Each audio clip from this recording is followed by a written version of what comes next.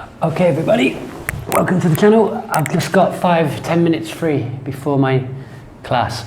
I wanted to show you a cool little resource that I learned years ago from a Singaporean lady who came to visit Thailand. It's how to make a mini book. I'm using A3 paper today and it's a little bit thicker. So I'm going to use scissors, but with A4 paper you can rip. It's a very easy way. I do have another video out there already. Excuse me, but it was bad quality, so I thought I'd repost. Very easy, okay? All we're gonna do is fold it into 8 sections equally. The trick is, number 1, make sure they're as flat and as straight as possible. And number 2, make your lines real tight. You can teach the kids to do this, and then it can become part of your regular weekly or monthly routine. To make it easier, I'm going to fold it both ways, back and forward. You don't really have to, but also you can't fold them all in one go. Paper becomes too thick to fold more than twice, and the folds become not very good. So I'm going to do it really tight like this.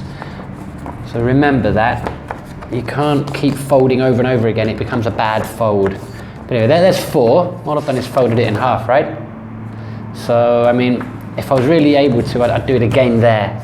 But that's going to be too thick. It's not going to be a beautiful fold.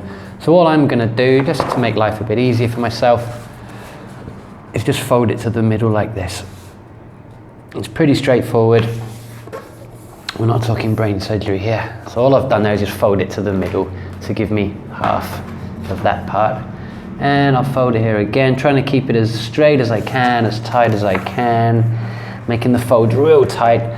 Say with A4 paper it's actually a lot easier and it's really quick, and like I say, you don't need scissors with the A4 paper. I'm just folding it both ways to make my folds real tight. Okay, now we've got 8 pieces, yeah? 1, 2, 3, 4, 5, 6, 7, 8. This will make an 8-page book, including the front cover and back cover. I tell the kids, make a tent. Put it into a tent. And then from the fold, we're just going to rip. With A4 paper, you'd rip, but I'm going to use scissors today, like I said. Quick video, I'm speaking fast, okay? I'm just going to cut to the middle. That's all I'm going to do, or rip, if it was A4 paper, to the middle. This is great practice for kids. I use this with all age groups. We do mini projects. I did it with a primary 5 group recently, and they made a mini project book for me in 1 lesson. All right, so you can show them like that. You've got the slit now in the middle, and then we fold it lengthways. Now this is the only really it's not complicated, the only confusing bit. If you see like that, right, we show the kids like this, we made a little star, and you just push it together. Put all the middle parts together to make a star, and then it quite easily just folds around itself. You can fold it any way you like, really, it doesn't matter. You make a star out of your book, and just fold it around itself, and then one last quick squeeze, and that is an 8-page mini book. Front cover, page 1, page 2, page 3, page 4, 5, 6, try again, page 1, 2, 3, 4, 5, 6, 7, 8. I can't even count to 8, can I? 8-page mini book, and I love to use these in my grammar classes. We learn a grammar point, we call it, like, you know, Jay's grammar book, or the young lady learning today is called Proud's grammar book.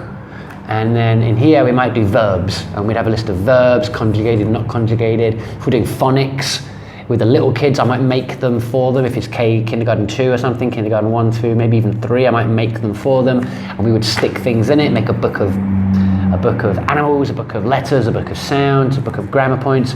And then what I like to do, put string around one wall and have these all hanging around the room. When a kid finishes their work, you can tell them, go grab a book. And they can sit and read their own student-made 8-page books. I hope that was useful. See you later.